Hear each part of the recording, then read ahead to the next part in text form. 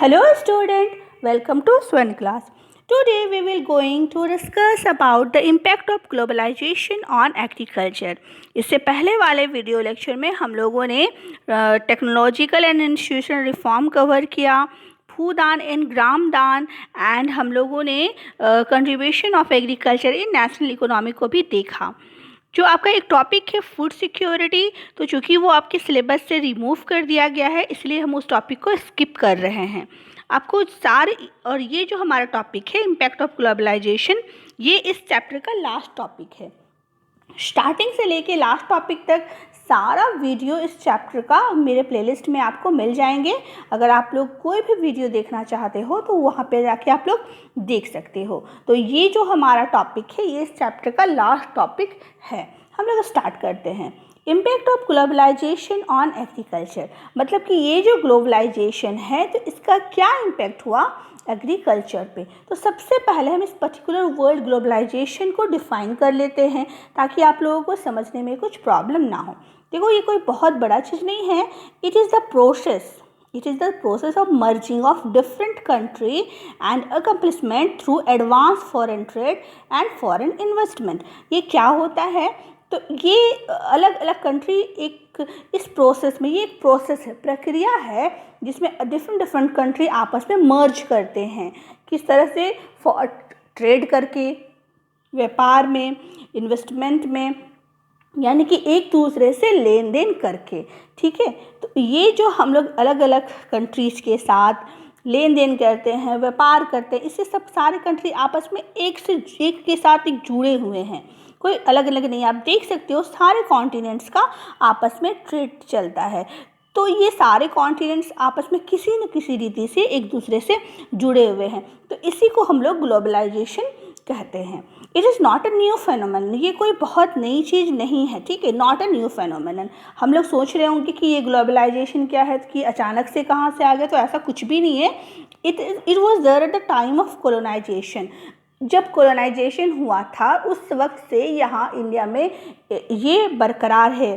ठीक है, कोलोनाइजेशन क्या होता है, मतलब जब वो आप लोग हिस्ट्री में पढ़े हो कि उपनिवेश का, जिसको उपनिवेश बोलते हैं ना, जो स्ट्रांग कंट्रीज होते थे वो आ करके जो थोड़ा वीक होते थे, अंडर डेवलप्ड, तो उसको अपने कब्जे में कर लेते थे ताकि वो वहाँ से कुछ फ़ायदा उठा सके, तो उसको कॉलोनाइजेशन बोलते थे। तो उस समय से हमारे इंडिया में भी ये है, ये ग्लोबलाइजेशन है, ये कोई बहुत नई बात नहीं है। हम लोग थोड़ा सा उसको रिकॉल कर लेते हैं कि कब था। 19th सेंचुरी में जब ट्रेडर्स आए थे ना इंडिया, या है आप लोग पढ़े होंगे, 19th सेंचुरी में ट्रेडर्स आए थे इंडिया, तो उस वक्त क्या यहाँ से करते थे, एक्सपोर्ट लेके जाते थे यहाँ के स्पाइसेस, क्योंकि बाहर में स्पाइसेस नहीं होते हैं, तो वो यहाँ पर से स्पाइसेस लेके जाते थे। और बेसिकली केसर जो हमारा हो गया, टी हो गया, ठीक है, ये सब यहाँ से एक्सपोर्ट होता था। एंड कॉटन होता था एक्सपोर्ट। एंड हम लोग को याद होगा जो इंडिगो वाला ये जो चंपारण मूवमेंट है, तो बहुत फेमस मूवमेंट है चंपारण मूवमेंट, है ना। तो उसमें क्या हुआ था, लोगों को ज़बरदस्ती क्या करना पड़ता था, ये नील की खेती करनी होती थी। राइट, याद है आप लोगों को, आप लोग हिस्ट्री में ये चीज़ पढ़ चुके हो, 9 में 10 में ये सारा कुछ उसमें मेंशन है। तो इंडिगो की जो होती थी जो खेती, तो क्या करना होता था, इंडियन फार्मर्स को फोर्स किया जाता था, क्योंकि यहाँ की जो नील की खेती होती, यहाँ के जो नील के टाइप होते थे, इंडिगो टाइप, वो मतलब पूरे वर्ल्ड में नहीं होते थे। तो बाहर के लोगों को यहाँ की इंडिगो बहुत ज़्यादा पसंद थी, तो ज़बरदस्ती यहाँ के फार्मर, जो ब्रिटिशर हमारे ऊपर थे उस टाइम में बिफोर इंडिपेंडेंस, तो वो सब ज़बरदस्ती करते थे एंड खेती करवाते थे। तो इसीलिए 1917 में बिहार में क्या हुआ था, चंपारण आंदोलन हुआ था। ठीक है, याद होगा आप लोगों को, राइट। तो क्या किया फार्मर्स जो हमारे, वो चंपारण आंदोलन किए थे, क्योंकि किसानों पर ज़बरदस्ती नील की खेती करने के लिए दबाव डाला जा रहा था। एंड हम लोग जानते हैं ये इंडिगो की जो जड़ होती है वो बहुत नीचे तक जाती है, फिर वहाँ उसके बाद में किसान अपने लिए कोई भी चीज़ नहीं वहाँ पर उपजा सकते थे, मतलब कि इंडिगो की खेती करने के बाद जो खेत है ना वो बंजर हो जाता था, तो कुछ नहीं उपजा सकते थे। इसीलिए वो लोग रिवॉल्यूशन किए थे कि हमें की खेती नहीं करनी है, राइट। तो उस वक्त से ये सब ग्लोबलाइजेशन चला रहा। फिर यहाँ की जो कॉटन क्लोथ्स थी वो बहुत ज़्यादा पसंद थी और वो बहुत एक्सपोर्ट होती थी बाहर में, विदेशों में, ठीक है। यहाँ से रॉ मटेरियल के तौर पे कॉटन्स लेके जाते थे बाहर ब्रिटिशर्स, और अपने वहाँ पे कॉटन क्लोथ्स यूज़ करते थे। तो ये जो हमारा ग्लोबलाइजेशन है ये आज की बात नहीं है, ये कई समय पहले की ही बात है। Spices, cotton, Indigo, T, coffee सारा कुछ यहाँ से एक्सपोर्ट होते रहता था, राइट। तो हम लोग इसको देख लिए ग्लोबलाइजेशन को। अब हम लोग देखेंगे कि क्या असर पड़ा हमारे एग्रीकल्चर पे, ग्लोबलाइजेशन का क्या असर पड़ता है और क्या क्या इस मतलब क्या क्या कंडीशन खड़े हो जाते हैं फार्मर्स के सामने ग्लोबलाइजेशन की वजह से। ग्लोबलाइजेशन एक वर्ड में समझ गए आप लोग क्या होता है कि ये एक्सपोर्ट होता है, इम्पोर्ट एक्सपोर्ट नहीं है कि ट्रेड करना होता है with the different country, right. तो क्या क्या चैलेंजेस फेस करने पड़ते हैं हमारे फार्मर्स को ग्लोबलाइजेशन के कारण। ग्लोबलाइजेशन के कारण नहीं, क्योंकि इम्पोर्ट एक्सपोर्ट तो करना है ना, वो सिर्फ हमें को थोड़ी करना, वो सारे कंट्रीज़ को करना है। तो अब देखो, अब यहाँ पे एक कंपटीशन आ जाता है। तो क्या हो जाता है, increase competition in the international market, ठीक है। After 1990 the farmers in India have been expose to new challenges. 1919 के बाद से जो हमारे किसान हैं उसको बहुत सारे चैलेंजेस का सामना करना पड़ा। वो क्या क्या था, increase competition in international market. अब देखो फॉर एग्ज़ाम्पल हम लोग यहाँ से राइस प्रोड्यूस करके राइस बाहर भेज रहे हैं, तो एक लौता हम ही ऐसा देश तो नहीं है ना जो राइस प्रोड्यूस करके राइस भेज रहे हैं, और भी बहुत सारे कंट्रीज है, चाइना है। तो अब हमारे ऊपर क्या है, एक प्रेशर है कि हमें जो हम एक्सपोर्ट कर रहे हैं, यानी कि जो हम यहाँ पे प्रोड्यूस कर रहे हैं, एक्सपोर्ट कर रहे हैं, तो हमें उतना मुनाफा भी मिलना चाहिए, राइट। तो ये एक कंपटीशन है इंटरनेशनल मार्केट में, ठीक है, क्योंकि जो पर्टिकुलर चीज़ हम यहाँ से एक्सपोर्ट करें वो अदर कंट्रीज़ भी तो कर रहे हैं। तो अब ये बात हो जाता है कि हमारा चीज़ को लोग कितना ले रहे हैं एंड उसमें कितना हमें मुनाफा मिल रहा है। तो ये एक कंपटीशन टाइप हो जाता है इस ग्लोबलाइजेशन के दौर में, क्योंकि सब लोगों को आगे रहना है।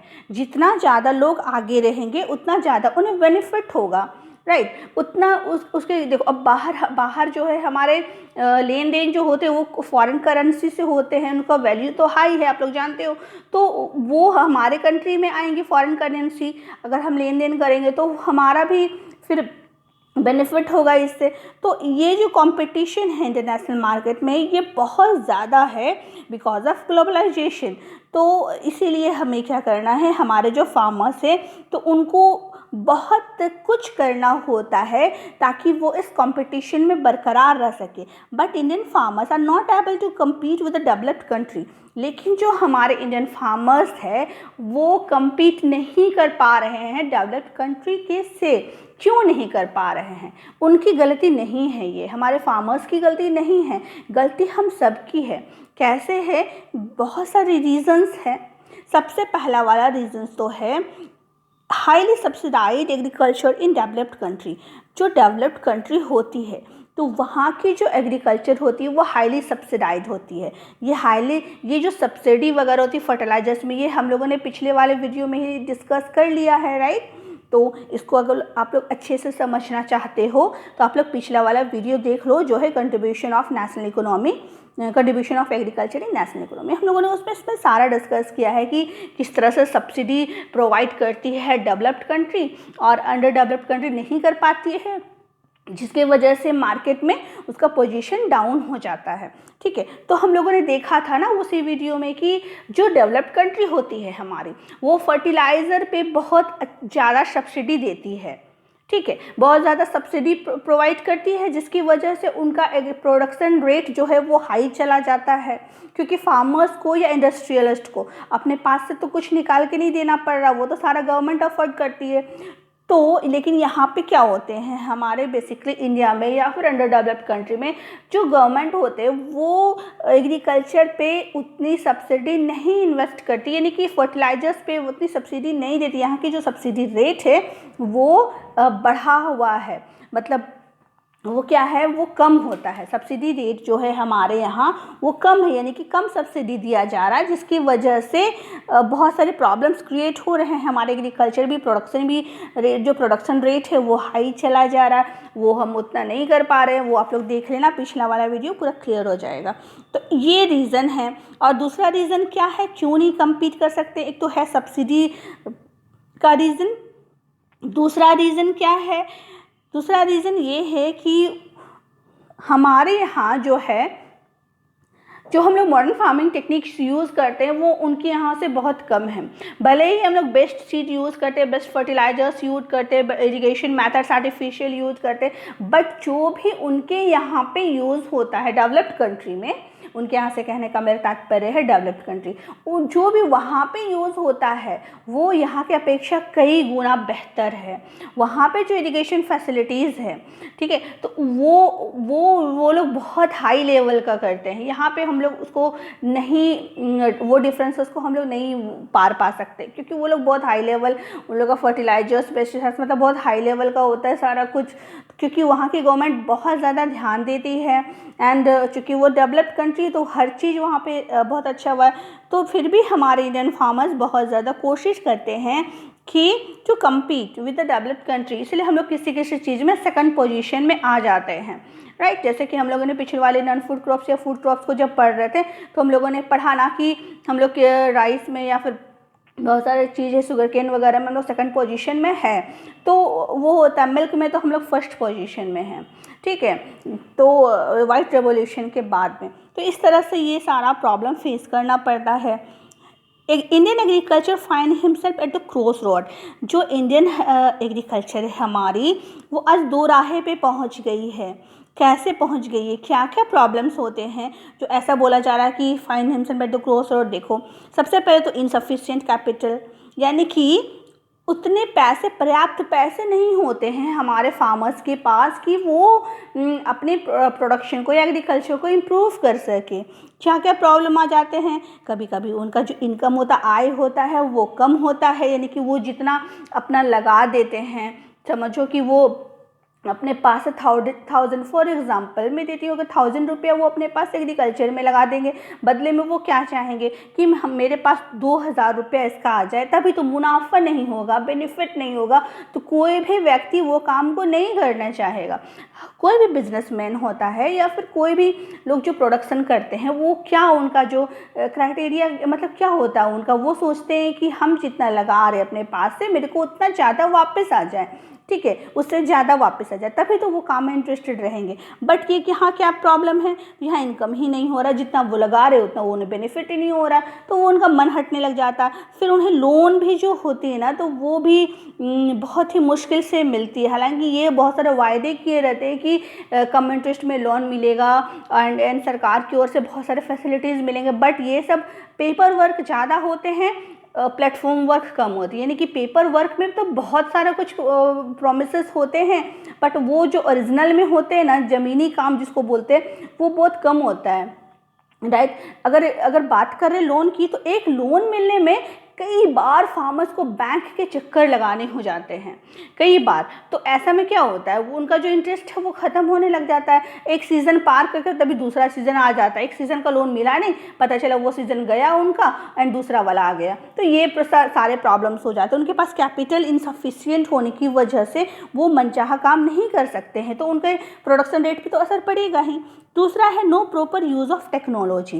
अभी भी बहुत सारे हमारे फार्मर्स हैं जो टेक्नोलॉजी के प्रॉपर यूज़ को नहीं कर रहे हैं, जैसे कि प्रॉपर आर्टिफिशियल इरिगेशन पे वो लोग नहीं हैं, वो लोग अभी भी रेनफॉल पे ही डिपेंडेंट है। एंड जो HYV सीड्स है, अभी भी वो लोग उनसे वाकिफ़ नहीं हैं। नॉर्मल बेसिकली जो होते हैं हमारे लोकल, उन पे काम चलाते हैं। फर्टिलाइजर्स भी बहुत हाई रेटेड नहीं हैं, तो टेक्नोलॉजी के प्रॉपर यूज़ की जानकारी ना होने की वजह से बहुत सारा प्रॉब्लम फेस करना पड़ रहा है हमारे फार्मर्स को, क्योंकि वो प्रोडक्शन उतना नहीं हो पा रहा जितना होना चाहिए। लैंड साइज भी मैटर करता है। इनहेरिटेंस के रूल की वजह से आज ज़मीन छोटा पे छोटा होता जा रहा है, तो ये बहुत मैटर करता है। अब जो वहाँ पे छोटे से ज़मीन में अगर हम खेती करेंगे तो थोड़ा सा खेती होगा ना, रिजल्ट क्या होगा, आउटपुट क्या होगा, उसका थोड़ा सा होगा। तो ये सफिशिएंट नहीं है, ये छोटा सा आउटपुट, ये थोड़ा सा आउटपुट सफिशिएंट नहीं है कि हम एक्सपोर्ट कर सके। अगर हमें एक्सपोर्ट ही करना तो खैर उसके लिए प्लांटेशन की व्यवस्था होती है, मतलब वो एक कमर्शियल क्रॉप्स के लिए ही होती है, बट फिर भी लैंड साइज मैटर करता है क्योंकि स्मॉल होते जा रहा है। क्योंकि अभी आप लोग देखोगे तो पहले ये देखना था, आज से 10 साल पहले देखोगे तो कि जहाँ पे आपको खाली प्लॉट मिलेंगे, आज 10 साल के बाद वहाँ पूरा बिल्डिंग्स भर जाएंगे। तो बेसिकली जो लैंड है हमारा वो या तो बिल्डिंग बन जा रहे हैं उसमें, या फिर इंडस्ट्रीज़ वगैरह बन जा रहे हैं, होटल्स, पार्क कुछ भी बन रहे हैं। तो एग्रीकल्चर के लिए लैंड जो है वो रिड्यूस हो रहा है। जब हम लोग लैंड के ऊपर जो वीडियो पढ़ देख रहे थे, चैप्टर हम लोग फर्स्ट चैप्टर जो हमारा था वो उसमें ज्योग्राफी का first chapter resources and development, उसमें हम लोगों ने बहुत सारे चीज़ को देखा था ना। लैंड के ऊपर में वेस्ट लैंड है, कल्चरेबल वेस्ट लैंड है, बैरन लैंड है। तो ये सब ज़मीन जो है बट वो क्या है, वो बेकार है, ठीक है ना। हम लोगों ने देखा ना किस तरह से ज़मीन जो वेस्ट होता है, वेस्ट लैंड कितना सारा वेस्ट हो रहा था वहाँ पे ज़मीन। फिर बैरन लैंड में भी वेस्ट होता है, नेट सोन एरिया वाला ज़मीन बहुत कम होता है। तो हम लोगों ने ये सब सारा कुछ पढ़ा है, तो आप लोग जान रहे हैं कि ये जो हमारा लैंड है वो कितना कम है, मतलब कि कल्टीवेशन के लिए कितना कम बचा हुआ है। ज़मीन है ज़रूर है बट वो कल्टीवेशन टाइप नहीं है, उसमें कुछ यूजेस हो जा रहे हैं ज़मीन के, ठीक है। तो ये मैटर करता है हमारे एग्रीकल्चर में भी। अब दूसरी मैटर ये करती है, ये सब क्यों हो रहा है, बिकॉज ऑफ इंक्रीजिंग पॉपुलेशन इतना ज़्यादा बढ़ रहा, तो हमें उसके लिए रहने के लिए जगह भी तो अवेलेबल करवानी है, फिर रोज़गार के लिए भी तो अवेलेबल करवाना है। तो इसलिए फैक्ट्रीज डाले जा रहे हैं, इंडस्ट्रीज डाले जा रहे हैं, एंड नए नए बिल्डिंग्स बनाए जा रहे हैं। तो ये सब का क्या हो रहा है असर ये हो रहा है कि जो हमारा लैंड है दिनों दिन वो डिक्रीज़ होते जा रहा है।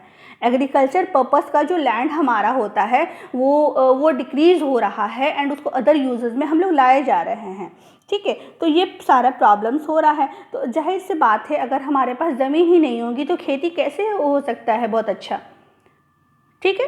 एग्रीकल्चर रेट हाई कैसे हो सकता है, ज़मीन ही नहीं रहेगी। तो ये सारा प्रॉब्लम्स जो है इस ग्लोबलाइजेशन के दौर में हमारे फार्मर्स को फेस करना पड़ रहा है, जो कि बहुत ही हमारे लिए बहुत ही दुखदाई है।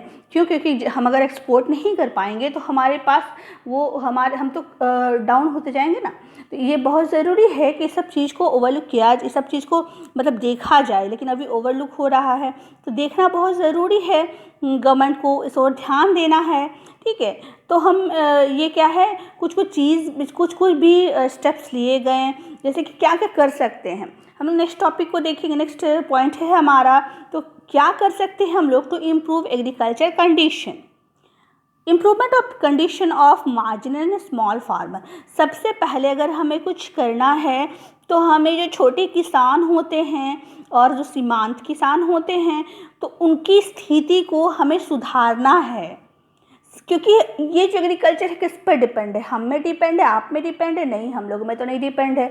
डिपेंड किस में है, ओवरऑल ये सारी बातें हैं किसानों पर, तो हमारे फार्मर्स पर। अगर उनकी कंडीशन सुधर गई तो समझो हमारा एग्रीकल्चर भी सुधर गया। तो फर्स्ट एंड फॉरमोस्ट स्टेप जो हमें लेना है वो है कि to improve the condition of marginal and small farmer. अगर हम उनको कम इंटरेस्ट पे लोन सही समय पर दिला दें, उनकी जो कैपिटल्स वाली प्रॉब्लम है उन्हें ख़त्म कर दें, उन्हें प्रॉपर ज़मीन दिलवा दें, उन्हें हम स्किल्स दे दें, उन्हें हर कुछ की सुविधा दे दें, तो वो क्या करेंगे, वो तो जाहिर सा बात अपना पूरा मन पूरा ध्यान कहाँ लगा देंगे, एग्रीकल्चर पे लगा देंगे। तो ऑब्वियस सी बात है उसके बाद हमारा एग्रीकल्चर जो प्रोडक्शन रेट है वो तो हाई जाएगा ही, राइट।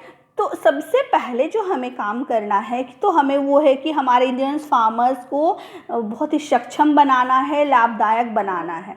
आज हमारे जो इंडियन फार्मर्स है वो खेती क्या करेंगे, कैसा प्रोडक्शन करेंगे कि चिंता को छोड़ करके वो तो ये चिंता करने में लगे कि हम खाएंगे क्या, अपने बाल बच्चों का पेट कैसे भरेंगे, ऐसे ही सोच सोच के कई बार वो लोग सुसाइड तक कर लिए हैं।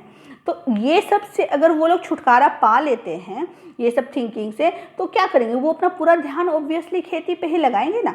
तो ये होता है, ठीक है। एंड दूसरी क्या बात है कि जो हम ग्रीन रेवोल्यूशन के बारे में पढ़े थे, एक समय तो वो ग्रीन रेवोल्यूशन ने बहुत कुछ किया, बहुत फ़ायदा दिया हमारे कंट्री को, बट क्या हो गया, अभी वो बहुत अंडर कंट्रोवर्सी चल रहा है। कि क्यों चल रहा है, क्योंकि ऐसा आरोप लगाया जाता है, ऐसा बताया जाता है कि जो ग्रीन रेवोल्यूशन है उस समय में इतना ज़्यादा केमिकल्स यूज़ होते हैं जिसकी वजह से क्या है, बहुत सारे प्रॉब्लम्स क्रिएट हो रहे हैं, ठीक है। उसमें ऐसा बोलते हैं जो ग्रीन रेवोल्यूशन है उसकी वजह से लैंड डिग्रेडेशन हो रहे हैं, फिर जो एक्वाफायर्स है यानी कि जो हमारी जिसको बोलते हैं हिंदी में जल भृत बोलते हैं, तो एक्वाफायर्स जो हमारे हैं यानी कि जहाँ जल मतलब पानी की जो होता है, पानी जहाँ से होता है वहाँ वो सूख रहा है, बायोडाइवर्सिटी वो वैनिस्ड हो रहा है, ठीक है। तो बहुत सारा प्रॉब्लम क्रिएट हो रहा है बिकॉज ऑफ ग्रीन रेवोल्यूशन।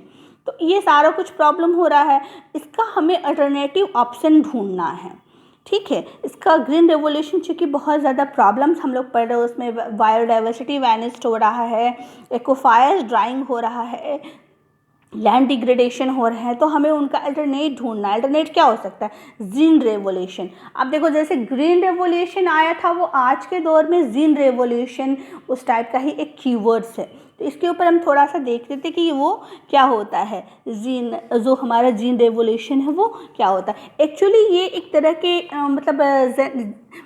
इसको बोलते हैं जीन जेनेटिक इंजीनियर एक पढ़ाई होती है, जिसमें क्या होता है, उसमें जो सीड्स होते हैं उसको मिला के, जो SYV सीड्स होते हैं तो उसको मिला करके बहुत हाइब्रिड सीड्स का निर्माण होता है, ठीक है। इसमें क्या कहते हैं, सीड्स को लेकर के जो SYV सीड्स हमारे होते हैं उसको मिला करके उसमें एक्सपेरिमेंट कर करके उसके बाद hybrid variation of seed formed करते हैं इसमें जेनेटिक इंजीनियर में। तो ये जो जीन रेवोल्यूशन है जेनेटिक इंजीनियर इसमें होता है, तो इसमें क्या है, इसको हमें बढ़ावा देना है, क्योंकि अगर हम मतलब कि वही सीड रहे बट वो बहुत हाइब्रिड रहे तो उससे प्रोडक्शन हाई हो जाएंगे, ठीक है। उससे तो प्रोडक्शन रेट हमारा बढ़ेगा, मतलब कि जो लोकल सीड है HYV सीड से उससे भी ज़्यादा शक्तिशाली है ये जीन रेवोल्यूशन या जीन इंजीनियरिंग, ठीक है, जेनेटिक इंजीनियरिंग उसकी पढ़ाई होती है। तो ये जो हमारा सीड होगा हाइब्रिड सीड, ये HYV और लोकल से तो ओबियसली बहुत ज़्यादा रहेगा, तो हम सेम काम करेंगे, सेम समय लगेगा बट प्रोडक्शन बढ़ेगा, ठीक है। तो आज इसीलिए ये अल्टरनेट ऑप्शन को बढ़ावा देना। सेकंड है ऑर्गेनिक फार्मिंग। ऑर्गेनिक फार्मिंग क्या होता है, तो ये जो होता है ऑर्गेनिक फार्मिंग, इसमें बेसिकली आपकी कोई तरह के ये यूज़ नहीं होते हैं, केमिकल्स यूज़ नहीं होते हैं, जो फैक्ट्री मेड केमिकल्स इसमें यूज़ नहीं होते हैं। इसमें फर्टिलाइज़र्स यूज़ होते हैं बट वो ग्रीन फर्टिलाइज़र्स यूज़ होते हैं, मतलब पेस्टिसाइड्स वगैरह वो यूज़ होते हैं। एंड जो इसका ये होता है आपका खाद जो होता है वो किससे बनाया जाता है, ग्रीन लीफ से बनाया जाता है। फिर जो हमारे अर्थ वर्म होते हैं तो उन सबको यूज़ किया जाता है इसमें ऑर्गेनिक फार्मिंग में, मतलब जैविक कृषि, ठीक है। इसमें हम लोग सारा ये जो ऑर्गेनिक फार्मिंग होता है ना, तो इसमें जो भी पेस्टिसाइड इंसेक्टिसाइड्स या आपके खाद मैन्योर होते हैं वो सब क्या होते हैं, जैविक होते हैं, यानी कि पत्तों को सड़ा करके, यानी कि जो अर्थ फॉर्म होते हैं, जो लीच वगैरह होते हैं, तो वो सबसे ही बनाया जाता है पेस्टिसाइड, वो सबको ही बेसिकली उनका पालन पोषण करके उन्हीं को यूज़ किया जाता है एज पेस्टिसाइड या इंसेक्टिसाइड या फर्टिलाइजर्स, ठीक है। तो इस तरह से ये हमारा ऑर्गेनिक फार्मिंग होता है, जिसको हमें अल्टरनेट में बढ़ावा देना है, ठीक, ताकि जो ग्रीन रेवोल्यूशन से जो नुकसान हुआ है उसका भरपाई भी हो जाए और क्या हो, और हमारे फसल भी अच्छी हो। इसके बाद दूसरा तरीका ये है कि Indian farmers should diversify their cropping pattern from cereals to high value crop. आज जो बेसिकली हम राइस, वीट, शुगर केन ये सब प्रोड्यूस कर रहे हैं, तो इससे हमें स्विच करना है। अगर हम इसे स्विच करते हैं और हाई वैल्यू क्रॉप्स को उपजाता है, हाई वैल्यू क्रॉप्स जैसे हमारा फ्रूट हो गया, मेडिसिनल हर्ब्स हो गया, मेडिसिनल हर्ब्स मतलब नीम हो गया एंड तुलसी हो गया जो दवाई बनाने के काम आता है, flowers, vegetables and biodiesel crop. Biodiesel crops मतलब आपके जोजोबा, जट्रोफा, ये सब है बायोडीजल क्रॉप्स है। तो अगर हम ये सब को उगाने में ज़्यादा ध्यान दें besides rice, wheat and sugarcane, तो इससे हमें ज़्यादा मुनाफा हो सकता है। ठीक है, क्यों मुनाफा हो सकता है? देखो मुनाफा इसलिए हो सकता है क्योंकि हमारे पास जो है, हम लोग जान रहे ज़मीन की कमी है, राइट। तो हम लोग उसमें बेसिकली राइस अगर वीट अगर उगाते हैं तो हम क्या होता है उसके लिए हमें सीजनली वेट करना पड़ता है कि एक सीज़न, क्योंकि हम लोग तो उसको खरीफ या रबी सीज़न में ही उपजा सकते हैं, तो उसके लिए हमें वेट करना होता है एक सीज़न का। फिर इरिगेशन सिस्टम भी प्रॉपर हाई चाहिए एंड बहुत सारा चीज़। बट ये जो चीज़ है ना, इसमें उतना ज़्यादा सिंचाई का ज़रूरत नहीं होता। ये सारे जो fruits, medicinal herbs, flower, vegetables जो भी हम लोगों ने बड़ा हाई वैल्यू क्रॉप्स बोलते हैं इसको इन वन वर्ड, इसमें हमें उतनी अधिक इरिगेशन की ज़रूरत नहीं होती है, उतना ध्यान भी देना नहीं पड़ता है इन क्रॉप्स पे। ठीक है, तो ये क्या हो जाता है, अगर हम अपना जो स्टेपल फूड जो उपजा रहे हैं उनकी जगह पर हम ये सारे नॉन स्टेपल फूड उपजाने लगे, तो हमें एक तो इरिगेशन फैसिलिटी पे बहुत ज़्यादा ध्यान देनी नहीं होगी, खेतों में भी उतना ध्यान देना नहीं होगा, और हमें सीज़न का तो वेट नहीं करना होगा, मतलब हम इसे कभी भी कर सकते हैं। तो एक्सपोर्ट करने के लिए ये सब सीरियल्स को अगर हम उपजाते हैं तो वो बहुत फ़ायदा हो जाता है। ठीक है, वो बहुत ज़्यादा फ़ायदा हो जाता है। तो ये होता है। एंड दूसरा क्या है, Indian diverse climate can be harness to grow a wide range of high value crop. जो हमारी जलवायु है, जो हमारा क्लाइमेट है, वो बहुत डाइवर्स लिए हुए है, तो वो बहुत अच्छा हो सकता है अगर हम हाई वैल्यू क्रॉप्स को उगाएं।